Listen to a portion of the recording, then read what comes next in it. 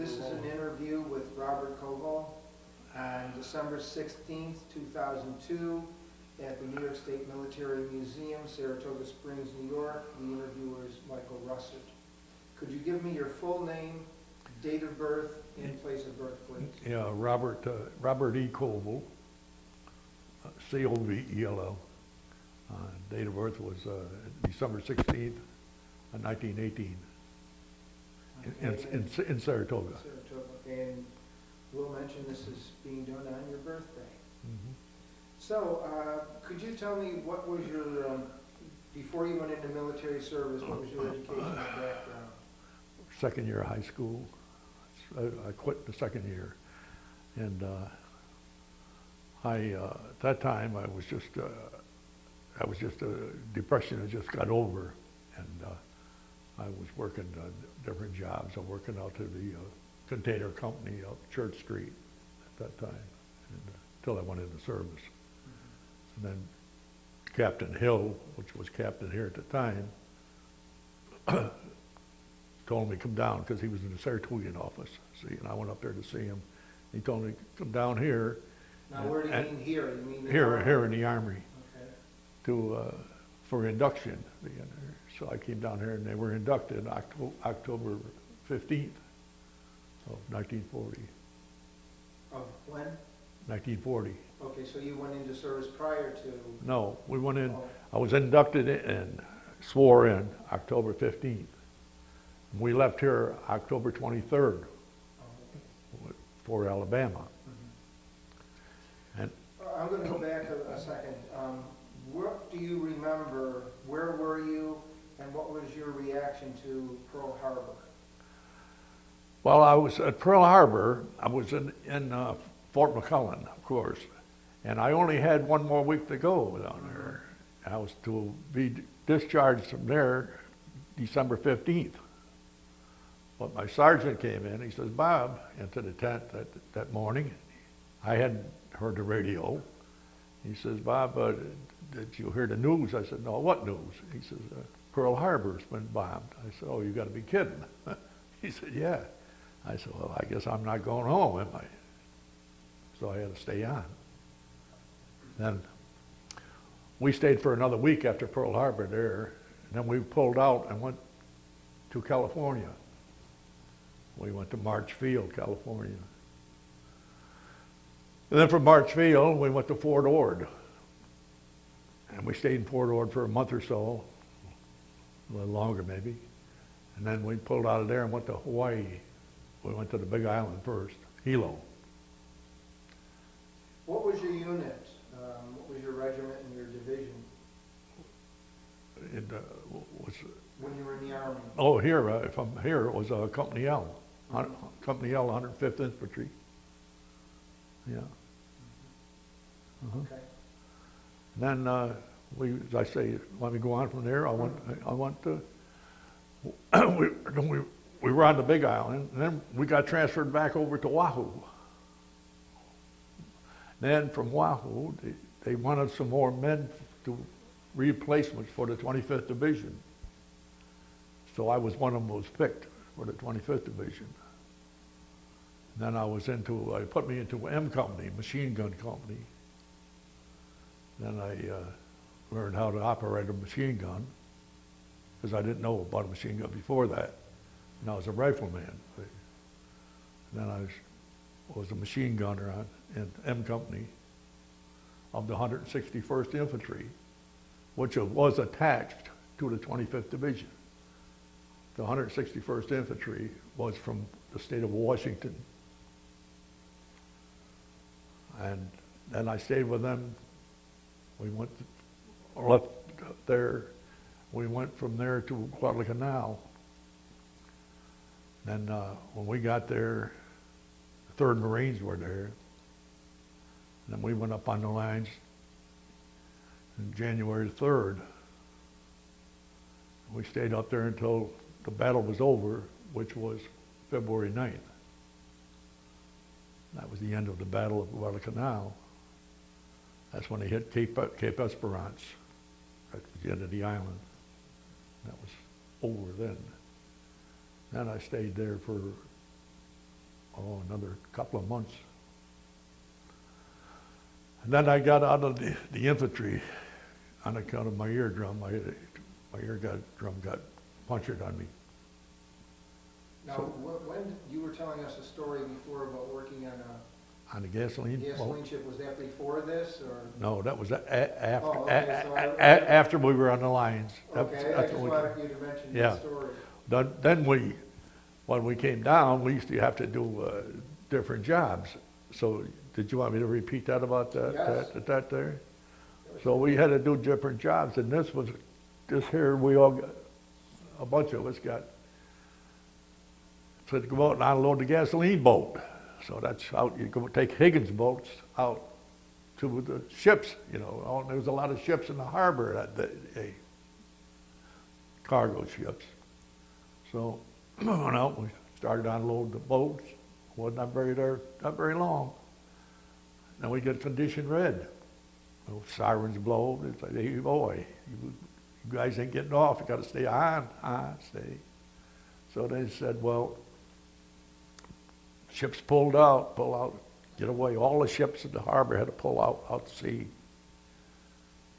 And we got out of the ways. And my buddy, or Papa, a little Italian fella, Orlando Papa from Schenectady, he says, Bob, he says, he's got his binoculars. He says, look what's coming. I said, what? He said, nips. I said, no, you got to be kidding. He said, no, I'm not. I kept straining my eyes, and pretty soon I says, oh, it sure as hell is. I can see them old red circles around there, you know, rising sun. I said, oh, this is it. Oh, they were dive bombers. They were in formation 3-3.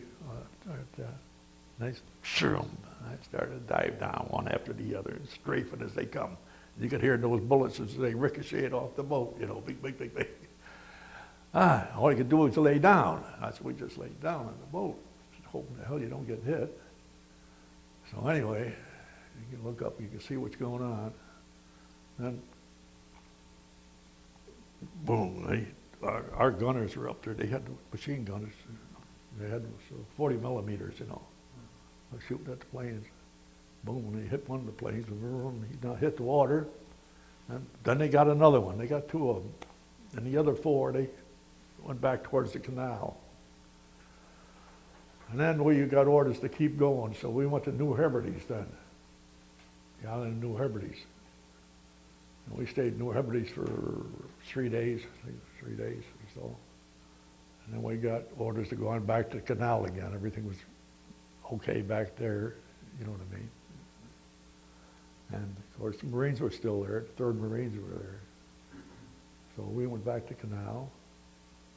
And I stayed there for a short time. Then I went into, I got transferred out of there, and I went into the chemical outfit, 218th Chemical Composite Company. And then we went over to Russell Islands, which ain't too far from the canal. We stayed over there, was there about 6 months? Or a little longer, something like that. What did this 218th chemical do? Well, that's for all gas, you know, anything to do with gas bombs and all that kind of stuff. I mean, and you're in that there, but that's just in case they ever had to use it. We never used that stuff over there at all, you know. And then I stayed there for just a short time. Then I kept getting malaria. See, I was getting attacked with malaria. I used to get about once a month or so, like a woman, you know, getting, what you call it, that same thing, you know. But once a month or so, I'd keep getting attacked with malaria. So finally, I had a rating coming up at that time. I had a sergeant's rating coming up. And I had this was my 11th attack to malaria. And he went to the hospital, and my lieutenant said to me, Bob, he says, you want to come back? This was after I started to get better. I was in the hospital for about a week. He said, you want to come back to company? Do you want to take a chance going back to the States? I said, well, geez, I think I better. I said, I've been overseas almost 2.5 years now. It was over 2 years that. And I said, geez, I just don't go back to the States. Take a chance getting back. So then I got evacuated from the Russell Islands. I went back to Canal again, in the hospital there. At that time, they had brought some nurses in. It wasn't too bad there at that time. Then I stayed there in the hospital there for about a month. What kind of treatment did they give you for malaria? Well, you take Atabrine, but quinine is what they give you most of the time. That's what the only thing they can give you to try to get it out of your system. But what it does, after you got it for 4 or 5 days and you're in a hospital with it and they keep you treating you, it'll go away, like, you know what I mean? Your chills, and all that stuff will go away. When you first get it, you really get it. Now, I had a temperature, the highest temperature I had with one of my bouts was 105.2. That's high. And I was sick. I mean sick. But they took it down and gave me some quinines, put me in a bed, take it easy like that. The next day, your temperature right on down. You know what I mean? Down to about 102, and pretty soon we went right down to normal. It didn't take long for it to get down again. But you're sick, though. You don't eat good or nothing for about 4 or 5 days before you get your appetite back again. But it's a disease that you don't get out of. It stays in your system. I still got it there today. But it don't bother me now. Only that time it'll bother me if it's awful hot weather. Like I say, July. If it gets awful hot, then I might feel a little attack of it. But I don't get no bad attacks, you know. Yeah. Let me ask you this while we're on the subject. Were you eligible for any kind of disability? I get disability. Okay. Mm-hmm. Yep. Not right now, I get, well, I might as well tell you, I get 40% now. Mm-hmm. Yeah. That's for, but I get a lot of, with the 40% was on account of this ear. See, I lost that eardrum from concussion, see. From bombing raid. Was that when you were in combat on Guadalcanal? Oh, yes. Mm-hmm. But but this here is good. I hear very good out of this one. It's just that one where I lost the hearing of it, you know. But, Yeah, when you went back to the States, were you discharged immediately? no, I came back through the hospital. When I left Russell Islands, they put me on a hospital ship, what they call a hospital ship over there. I went to New Caledonia. I stayed in New Caledonia about 2 months in the hospital there. And that's where I saw Bob Hope. He came over there and entertained the boys, you know, that time. And anyway, make a long story short. And then from there, I went from there to back to the States. Went to Letterman's General Hospital, you know, in San Francisco. And I stayed there for a little over a week, about 8 days or so. And then we got on a hospital train. They had hospital trains and carried the wounded to the east, you know. Then I came here and went to Long Island, the Mason General Hospital. And I stayed there until, I came home on a furlough for a little while after I was in there a couple of months. And while I was on furlough, I met this girl down there in Long Island and married her, a little French girl. I married her. And then I left her up in Saratoga and I went back to the hospital and got discharged there. From there, in November 44, November 25th, 1944. And that's about my life in the Army, I guess, almost, you know. You know, when you were in the Guard, the 105th, that was part of the 27th Division? It was the 27th Division. Okay, and Oh. you all went down? Went to Alabama, Okay. Fort McClellan, Alabama. And that time, when the Company L went down, the National Guards was inducted into service, 1940, a year before Pearl Harbor. They didn't have hardly any draftees coming in at all then, but they were enlisting at that time. They started. And then when we were there about 6 months, then they started to bring the draftees in. And your companies, it wasn't filled up companies, they filled them up. They made your whole divisions out of it, you know. See, it wasn't really complete division until all the draftees got in there, they got all the extra men in there, see? Because there was only 115 of us left here. See, your company would go around about 250 men for a full company. Did you ever hear a phrase, over the hill in October, while you were down there? It's last time, yes. You want to tell us about that? Oh, What it meant? to go over the hill, you mean? The term over the hill in Ohio. I heard guys from the 27th mention that they were all set to go home, be discharged, and then... That there, Well, see, yeah, because see, a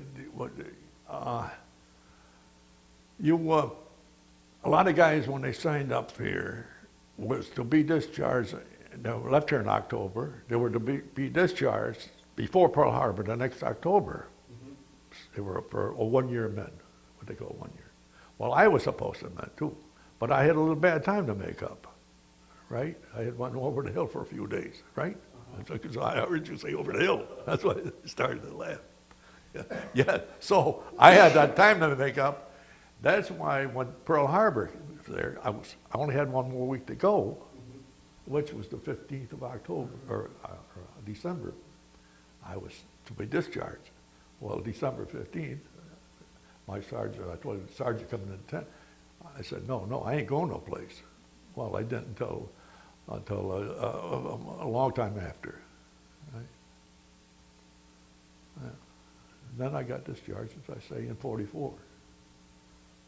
So, yeah. Could you talk a little bit about the combat on Guadalcanal, what it was like? What it was like? It's very hard to talk about something like that. Well, It's up to you if you don't want to talk. no, yeah. Well, I think the worst part of your combat, your daytime is bad, very bad, but your nighttime is the worst.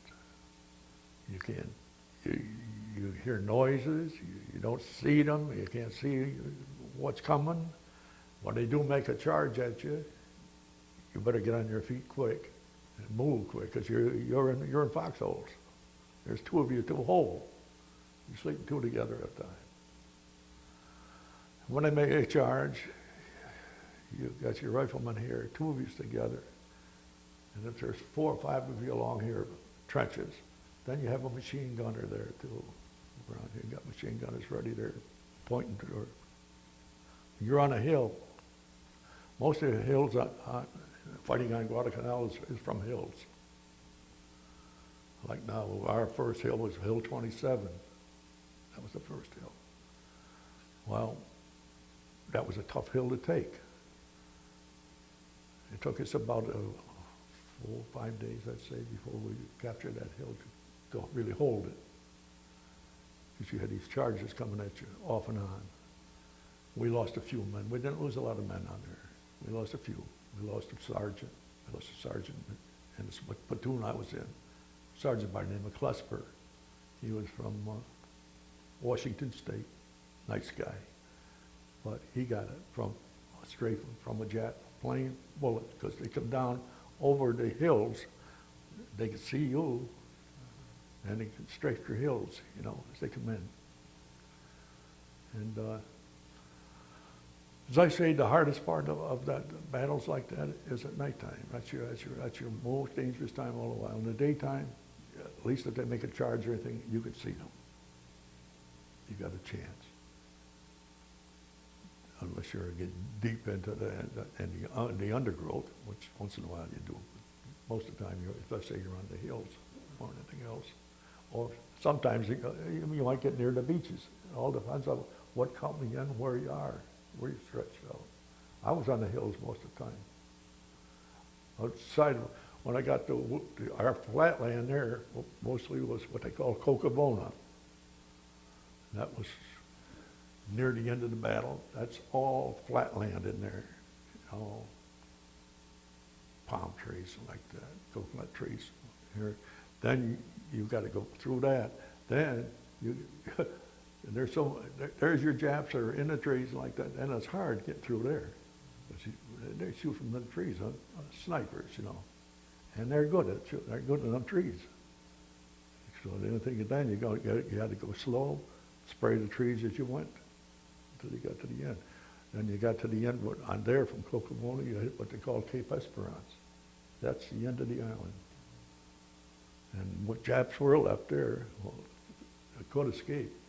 They got to the end of the island, Cape Esperance, and they had some boats. Some of them took off on boats and got away on there. Well, where they went, I don't know, but that's. Then after that, on the canal, we used to get. There was no more fighting against the Japs, but the only thing we got then was bombing raids. We used to get quite a lot of bombing raids. But you got used to them things there. You didn't like them, but you get used to them. Because it was like almost like a nightly occurrence. We called one plane come over every night, never missed. We called him Pistol Pete. Pistol Pete, all right. You get up there high, and they'd shoot up at him, you know. They couldn't hit him. He gets high enough. They put the lights up there, you know, and all that. You could see him fly up. You could see them lights, you know, because they cross lights like this. He'd drop his bombs when he felt like it. Drop a few bombs and then scram for home. But he'd come over almost every night. So they called him Pistol Pete. That's the name they gave him, you know. After you left the service, did you belong to any, or join any veterans organizations? Oh yeah, I belonged to VFW and American Legion. Okay. Yeah. Have you ever attended any reunions, or have you stayed in contact with anyone? Oh yes, I do all the time down here with the VFW like that. Yeah. My brother was commander down there, Frank. It was in Pearl Harbor, you know. He just passed away 2 years ago, and he was very well known, very well liked. Frank was, you know. And he was commander for quite a while. Did you ever make use of the GI Bill? No. The only thing I ever got, well, when I first came out of service, for a while I had 5220. Yeah, I was on that for a while. Well, you didn't get a job right away, you know, those years, you know. So I was on the 5220 there. And then, as I say, then finally when I got around to it, I did a lot of roofing work and like that, painter. My brother was a painter too, paint contractor in fact. Then I got a state job. I got a job on the state. And I went to work here in Saratoga, the Department of Public Works, or Department of Transportation, I should say. And then I started to work on bridges on the Northway like that. Then I got a foreman's job on there, you know, on the paint crew, painting bridges, you know, sandblasting and painting them. And I stayed 25 years with the state. And then I retired. I retired when I was young. I retired when I was 58. How do you think your service changed or had an effect on your life? I think very much so. I think to the good. To the good. Not the What bad. ways? Well, I mean, when I was a youngster, to be very frank with you, I was held up. Can I swear a little bit? All right. I mean, I like to get in trouble once in a while when I was a kid. You know, uncontrollable, you'd say, like a lot of young ones are today. Right? But back in them days, it did. I got in troubles. And I think if I hadn't got in the Army, I probably would have wound up above in the jug, right? But this Captain Hill, he was one swell guy.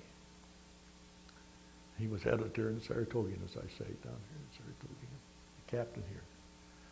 When I come and ask him to come in to company, he says, "Bob, you got a little record, haven't you?" I says, "Yeah."